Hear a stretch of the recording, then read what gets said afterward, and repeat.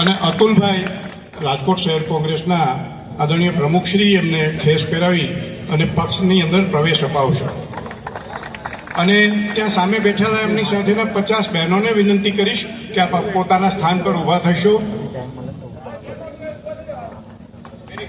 ખૂબ ખૂબ આભાર આપ સૌનું કોંગ્રેસ પરિવારમાં સ્વાગત છે. અને હવે હું દીપ્તિબેનને વિનંતી કરીશ કે બે શબ્દ કહેશું. હાલો, આજે હું ભાજપમાંથી ભ્રષ્ટાચાર કરીને કોંગ્રેસમાં ભાજપને ભ્રષ્ટાચાર કરીને આજે કોંગ્રેસમાં જોડાઈ રહી છું.